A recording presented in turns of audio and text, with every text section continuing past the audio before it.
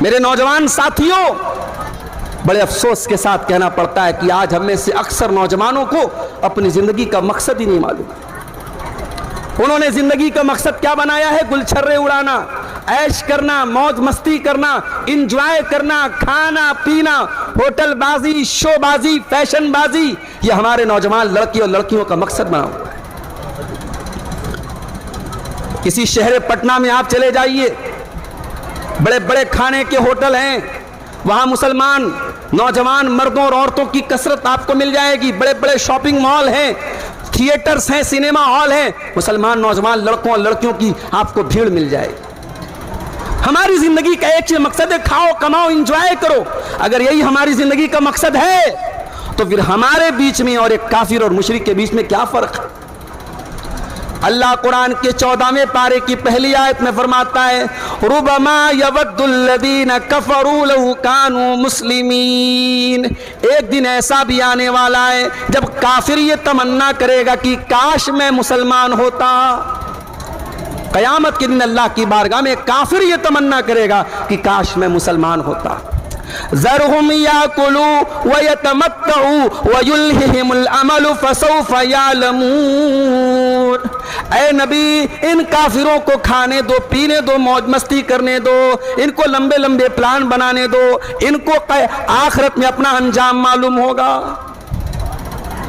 مسلمان اس دنیا میں رہ کر کے اپنی آخرت کو بہتر بنانے کی پلاننگ کرتا ہے۔ ہمارے نبی نے کیسی زندگی گزاری ہے میرے بھائی۔ ربیع الاول کا مہینہ آیا، گھروں پہ جھنڈیاں لگ گئیں، بائکوں کے اوپر، گاڑیوں کے اوپر ہم نے اسٹیکر لگا دیے، جھنڈے لگا دیے۔ صاحب، ہمیں رسول سے بڑی محبت ہے۔ ہماری زندگی میں رسول کہاں ہے؟ ہمارے کردار میں رسول کہاں ہے؟ ہمارے کیریکٹر میں رسول کہاں ہے؟ میرے نوجوان بھائیوں، میری ماں اور بہنوں، ذرا اس نبی کی سیرت کو اٹھا کے دیکھو، اس نبی نے زندگی کیسی گزاری۔ وہ نبی اگر چاہتے دنیا کا ڈھیر لگا سکتے تھے، دولت کا ڈھیر لگا سکتے تھے، سونے چاندی سے اپنے گھر والوں کو بھر سکتے تھے، مگر اللہ اکبر، اس نبی نے بڑی سمپل لائف گزاری ہے، بڑی سادہ زندگی گزاری ہے۔ اور شاعر کہتا ہے سلام اس پر کہ جس کے گھر میں چاندی تھی نہ سونا تھا، سلام اس پر کہ ٹوٹا بوریا جس کا بچھونا تھا، سلام اس پر جو امت کے لیے راتوں کو روتا تھا، سلام اس پر جو فرش خاک پر جاڑے میں سوتا تھا۔ وہ نبی اپنی امت کے لیے راتوں کو رویا کرتے تھے میرے بھائی۔ اس نبی نے کبھی بھی دنیا سے دل نہیں لگایا، اس نبی نے اپنے گھر میں سونے اور چاندی کو اکٹھا نہیں کیا، بڑی ہی سادہ اور بڑی سمپل زندگی اس نبی نے گزاری۔ حضرت عمر فاروق رضی اللہ تعالیٰ عنہ ایک مرتبہ اللہ کے رسول سے ملنے کے لیے آئے، نبی کے کمرے پر انہوں نے ایک نظر ڈالی، نبی کے حجرے پر انہوں نے ایک نظر ڈالی۔ نبی کا کمرہ ہے، ایک معمولی سی چٹائی بچھی ہے، کنارے تھوڑی سی جو رکھی ہے، ایک لکڑی کا پیالہ ہے، ایک چمڑے کا تھیلا ہے۔ یہ نبی کی کل کائنات ہے، نبی کے کمرے کا فرنیچر ہے۔ یہ عمر فاروق کی آنکھوں میں آنسو آ گئے۔ اے اللہ کے نبی، قیصر و کسریٰ ایران کا بادشاہ اور روم کا بادشاہ اپنے اپنے محلوں میں آرام سے رہتے ہیں، آرام دہ گدے پر سوتے ہیں، آرام دہ بستروں پر سوتے ہیں۔ اے اللہ کے نبی، آپ اتنی معمولی اور سادہ زندگی کیوں بسر کرتے ہیں؟ اے اللہ کے نبی، ہم آپ کی ایسی زندگی کو نہیں دیکھ سکتے۔ حضرت عمر فاروق رو رہے ہیں اور اللہ کے نبی حضرت عمر کو تسلی دیتے ہیں، اما ترضا ان تکون لہم الدنیا، اے عمر کیا تم اس بات پر راضی نہیں ہو کہ قیصر و کسریٰ کو دنیا کی دولت مل جائے اور تیرے نبی کو اللہ تعالیٰ آخرت کی نعمتوں سے نواز دے؟ نبی نے آخرت کو ترجیح دی ہے میرے بھائی۔ ہم اور آپ جمعہ کی نماز پڑھتے ہیں، امام صاحب پہلی رکعت میں سورہ اعلیٰ پڑھاتے ہیں اور ہم بار بار جمعہ کی نماز میں سورہ اعلیٰ کی آیت پڑھتے ہیں، سنتے ہیں، بل تؤثرون الحیات الدنیا والآخرۃ خیر وابقیٰ۔ میرے بندو، تم دنیا کی زندگی کو ترجیح دیتے ہو، دنیا کی زندگی کو اوپر رکھتے ہو، جبکہ آخرت کی زندگی زیادہ بہتر اور زیادہ باقی رہنے والی ہے۔ ہمارے پیارے نبی نے ہمیشہ آخرت کو ترجیح دی میرے بھائی.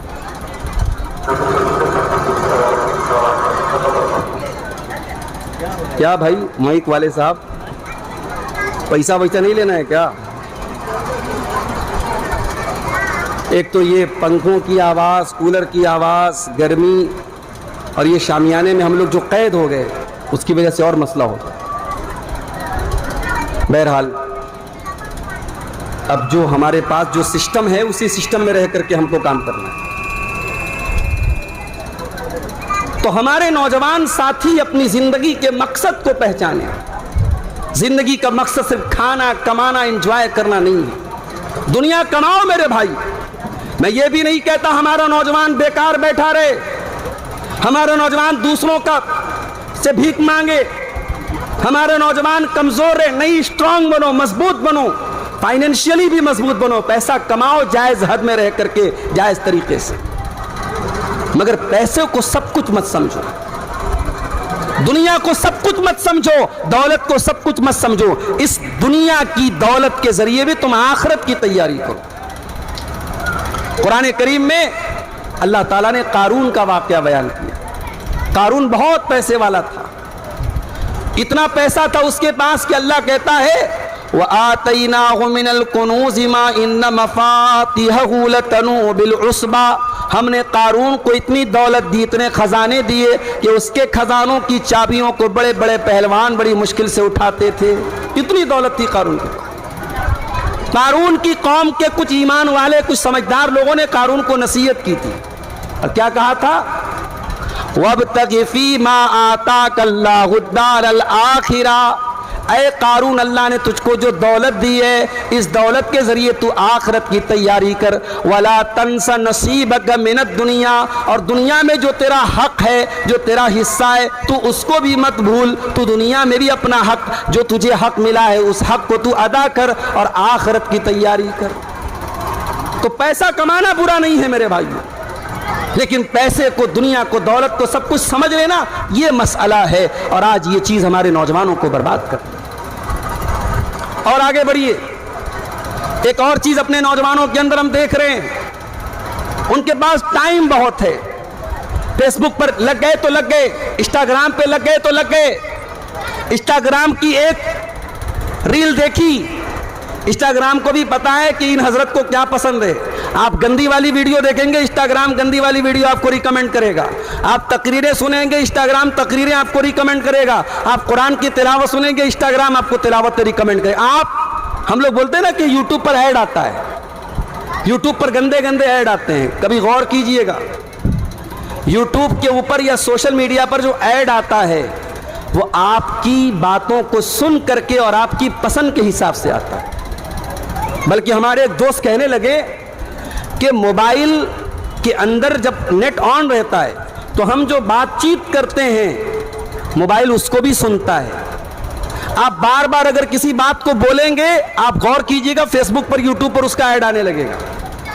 تو آپ یہ مت سمجھیے انسٹاگرام پر اگر آپ گندی ویڈیوز دیکھ رہے ہیں، آپ کا ذوق اور آپ کی پسند اور آپ لائک کر رہے ہیں ایسی چیزوں کو، اس لیے انسٹاگرام آپ کو دکھا رہا ہے اور ہمارا نوجوان ایسی چیزوں کو دیکھ رہا ہے. چھوٹے چھوٹے بچوں سے لے کر 70 سال کے بزرگوں تک کا یہ مسئلہ ہو گیا. اس سوشل میڈیا نے آج سب کو بے حیا بنا دیا میرے بھائیو. اللہ کے پیارے نبی فرماتے ہیں الحیاء من الایمان، حیا ایمان کا ایک حصہ ہے.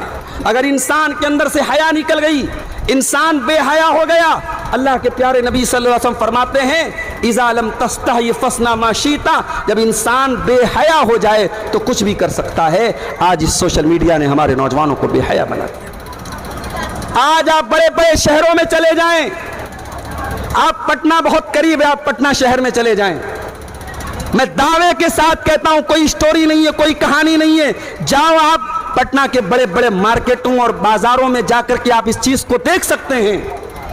کتنی مسلمان لڑکیاں گھر سے نقاب میں نکلی ہیں، گھر سے مکمل پردے میں نکلی ہیں، ہاتھوں میں دستانہ بھی ہے، پیروں میں کالا موزہ بھی ہے، سر سے پیر تک مکمل نقاب اور پردے میں ہے، اور بائک پر جا رہی ہے کسی لڑکے کے ساتھ, اور لڑکے کے ہاتھ کا کلاوا اور لڑکے کے ہاتھ کا کڑا یہ بتا رہا ہے لڑکا مسلم نہیں ہے. یعنی بدکاری بھی ہو رہی ہے, زناکاری بھی ہو رہی ہے, اور ایک تو کریلا اور اوپر سے نیم چڑھا یہ ہے کہ مشرک اور کافر کے ساتھ یہ گندا کام ہو رہا ہے. اور یہ کوئی بناوٹی بات نہیں, میں اپنی آنکھوں سے آج بنارس سے پٹنہ تک مارکیٹوں اور بازاروں میں یہ منظر مجھے دکھتا ہے میرے بھائی. میں نے اپنے ایک دوست سے کہا کہ بھائی یہ دیکھ کر کے بڑا افسوس ہوتا ہے, تو انہوں نے کہا مولانا زیادہ افسوس نہ کیجئے, یہ لڑکیاں یہ لڑکے ٹائم پاس کر رہے ہیں. اب یہ ٹائم پاس کرنے میں اپنی جوانی, اپنی عزت, اپنا وقار, اپنی آبرو سب بیچ سکتے ہیں. ایک دوسرے کے ساتھ وہ سب کچھ کر سکتے ہیں جو ناجائز اور حرام ہے, اور اس کو نام دیں گے کہ ہم صاحب ٹائم پاس کر رہے تھے. میرے نوجوان ساتھیوں, اللہ کے واسطے, اللہ تعالیٰ نے اگر آپ کو جوانی دی ہے, اگر اللہ تعالیٰ نے آپ کو طاقت دی ہے, اس طاقت اور اس جوانی کا مس یوز نہ کرو.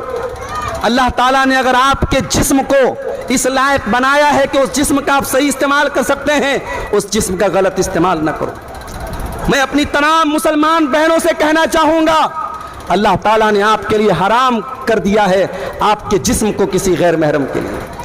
آپ اپنی زندگی میں اپنے ہونے والے شوہر کے ساتھ کبھی بے وفائی نہ کریں, کبھی غداری نہ کریں. قرآن جب ایمان والوں کی پہچان بتاتا ہے, جب مومن مردوں کی پہچان بتاتا ہے, مومنہ عورتوں کی پہچان بتاتا ہے, قرآن کیا کہتا ہے؟ والذین هم لفروجہم حافظون. میرے کامیاب بندے وہ ہوتے ہیں جو اپنی شرمگاہ کی حفاظت کرتے ہیں, اپنی آبرو کی حفاظت کرتے ہیں, اپنی عزت کو گواتے نہیں ہیں. ایک نوجوان, میں جانتا ہوں مشکل ہے اس دور میں, آسان نہیں ہے ان فتنوں سے اپنے آپ کو بچانا.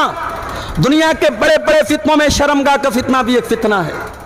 اور ایک ایسے دور میں جب شادی بیاہ میں ہم نے دنیا بھر کی رسم و رواج کو لاد دیا ہے, بارات ہماری شادی میں, جہیز ہماری شادی میں, بڑی بڑی رسمیں ہماری شادی میں. ایک غریب انسان اگر اپنی لڑکی لڑکا کی شادی کرنے کے لیے کھڑا ہوتا ہے, اس کے سامنے خرچوں کا ایک انبار ہوتا ہے. ہاں, ایک طرف ہم نے نکاح کو اتنا مشکل بنا دیا, اور زناکاری اس قدر آسان ہو گئی کہ آج کوئی شہر ایسا نہیں, کوئی قصبہ اور کوئی ٹاؤن ایسا نہیں جو زنا کے اڈوں سے آباد نہ ہو.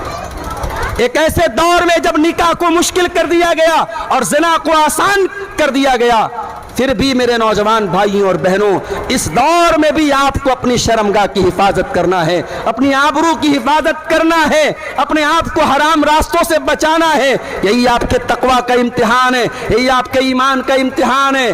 ایک مومن جو حلال کھاتا ہے, جو حلال جانوروں کا گوشت کھاتا ہے, اسے سخت پیاس لگی ہے, سخت بھوک لگی ہے, اس کے سامنے سور کے نوالے ڈال دیے جائیں, سور کے گوشت کی بوٹیاں ڈال دی جائیں, مومن مر جانا گوارا کرے گا, مگر ان حرام چیزوں کو اپنے حلق کے نیچے اتارنا پسند نہیں کرے گا. تو جس طریقے سے کھانے میں, اوڑھنے میں, پہننے میں آپ اللہ کے حلال و حرام کا فرق کرتے ہیں, میرے بھائیوں اور بہنوں, اللہ تعالیٰ نے رشتوں میں بھی حلال اور حرام کا معاملہ رکھا ہے. یہ بوائے فرینڈ اور گرل فرینڈ کا رشتہ, یہ لیو ان ریلیشن شپ کا رشتہ, اور یہ آج لڑکے لڑکیوں کا بغیر شادی کے ایک دوسرے کے ساتھ گھومنا پھرنا, یہ حرام رشتے ہیں. اور یہ بات یاد رکھو, حرام رشتے میں محبت نہیں ہوتی. یہ محبت کے دعوے فیس بک کے ذریعے, واٹس ایپ کے ذریعے لاکھ کیے جائیں, ایک دوسرے کے لیے جان دینے کی بات کی جائے, یہ محبت نہیں ہوتی, یہ ہوس کی تسکین ہوتی ہے. اور یہی وجہ ہے کہ جب یہ اس محبت میں عاشق اپنی محبوب چیز کو پا لیتا ہے تو کبھی چاقو سے گود گود کر کے اپنی محبوبہ کی ہتیا کر دیتا ہے, کبھی اس کے جسم کے ٹکڑے ٹکڑے کر دیتا ہے. کبھی آج تک آپ نے نہیں سنا ہوگا کہ نکاح کے ذریعے جو محبت ہوتی ہے, جو میاں بیوی میں محبت ہوتی ہے, وہاں ایسی درندگی پیش کی گئی ہو. شاذ و نادر کبھی ایسا ہوتا ہے, ورنہ عام طور سے جو نکاح کے ذریعے جو میاں بیوی میں محبت ہوتی ہے وہ بڑی پاک صاف اور بڑی صاف ستھری ہوتی ہے.